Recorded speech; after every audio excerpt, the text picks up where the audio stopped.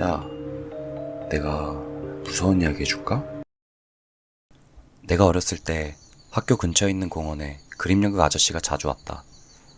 그림연극 아저씨란 사탕이나 과자를 팔면서 사준 아이들에게 연극을 보여주는 장사라는 아저씨를 말한다. 지금은 거의 보이지 않고 가끔 발견해도 거의 자원봉사 같은 느낌이 많지만 옛날에는 제대로 된 장사로 이루어졌다.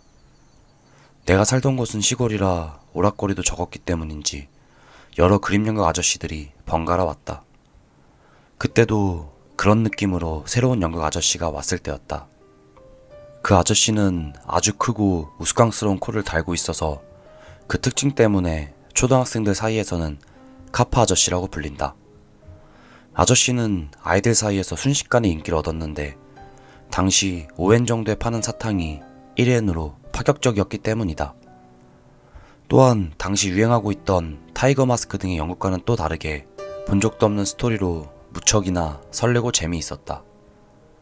카파 아저씨가 온 첫날 난 운 좋게도 타케시와 미노루와 함께 공원에서 놀고 있었다. 나 말고도 몇 명 더 그림 연극을 봤는데 다들 카파 아저씨를 좋아하게 되었다. 카파 아저씨는 매일 15시에 여기서 그림 연극을 할 거야. 2주 동안 있을 테니까 매일 와줘. 그리고 매일 와준 아이에게는 아저씨가 장난감을 선물해 줄게. 라고 말했기 때문에 나는 매일 그 공원에 가기로 했다. 아저씨의 연극은 재미있어서 매일 학교에서 돌아오는 길이 기대됐다. 아저씨가 오신 지 일주일쯤 지났을까?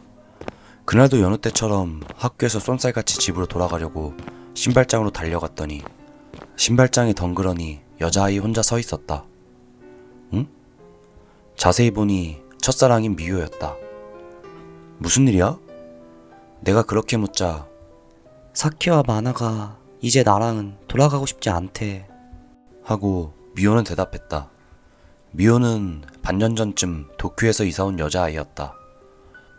도시의 느낌이 나는 아이로 아주 단정한 생김새였는데 마음이 약해서 그런지 주위에서 자주 고상한 옷차림을 가지고 놀림을 당하거나 못되게 굴었다. 그런 미호를 나는 금세 좋아하게 되었다. 그럼 같이 돌아가자. 뒷산 공원에서 그림연극 아저씨가 오니까 같이 보러 갈래? 나도 모르게 입에서 이런 말이 튀어나왔다.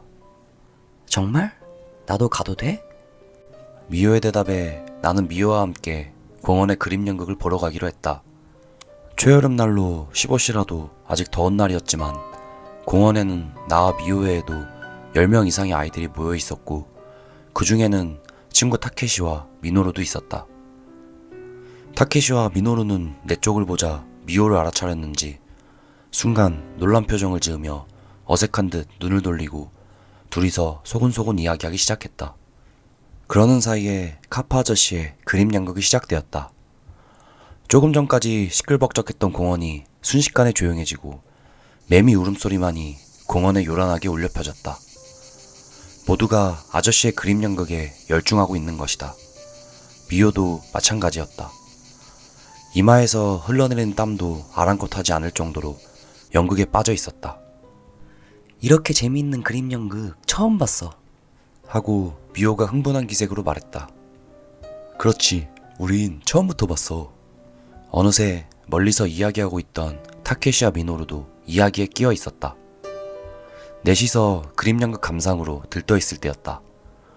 항상 연극이 끝나면 아저씨가 종이접기나 덤 같은 걸 주시곤 했어서 그날도 몇 명의 아이들이 주위에 모여 있었는데 코 만지는 거 아니야? 어마어마한 고함을 지르며 아저씨가 한 아이를 밀쳐 넘어뜨렸다. 아이는 떠밀린 충격으로 엉덩방아를 찢고 있었다. 그 자리에 있던 모든 사람들도 어안이 벙벙했다. 잠시 후 아무 일도 없었다는 듯이 아저씨에게 미소가 돌아오고 내일 와준 애들 중에 아저씨가 장난감을 선물할게. 꼭 놀러와. 오늘 와준 애들 중에서 고를 테니까. 라고 말하며 돌아갔다. 처음에는 다들 놀라면서도 넘어진 애한테 달려가서 괜찮냐고 말을 걸었는데 남자애라 그런지 울지도 않고 다치지도 않았기 때문에 모두들 다시 놀기 시작했다. 나도 약간 두려움을 느꼈지만 코를 만져서 화를 낸 거야 하고 묘하게 납득하고 있어서 그 이상 신경 쓸 것도 없었다. 다음날 학교에 가니 그림 연극 이야기를 하고 있었다. 오늘 가면 누가 장난감을 받을 수 있을까? 뭐 주려나? 빨리 가고 싶다.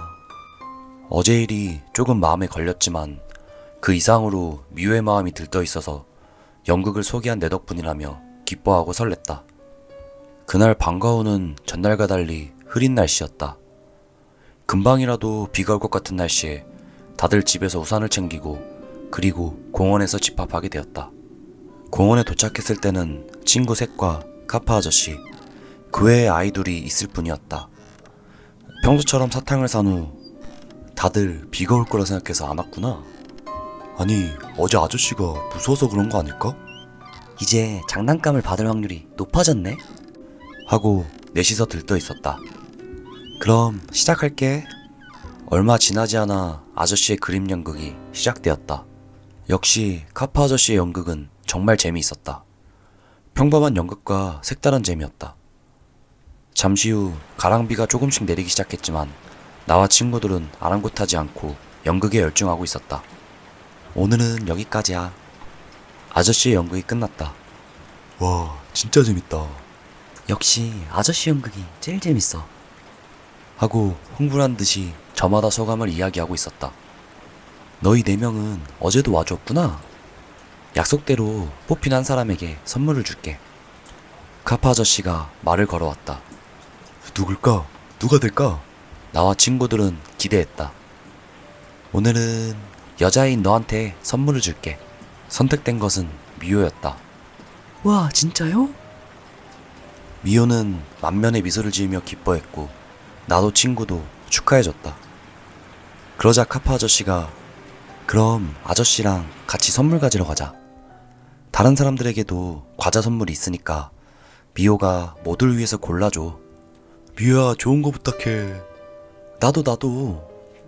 하고 저마다 미호에게 말했다. 미호는 만면에 미소를 지으며 자랑스럽게 알았어, 기다려. 하고 아저씨와 함께 공원 뒤편 산으로 걸어갔다. 하지만 그 후 미호는 다시는 돌아오지 않았다. 그날 셋이서 미호를 기다렸지만 1시간이 지나도 미호는 돌아오지 않았다. 뒷산과 동네를 샅샅이 뒤졌지만 찾을 수 없었다. 통금 시간인 17시가 다 되었을 무렵 타케시가 말했다. 미호, 선물이 좋아서 혼자 독차지하고 가버린 거 아니야? 라는 한마디로 해산하게 되었다. 그날 밤 8시쯤 부모님께서 너 미호라고 알고 있어?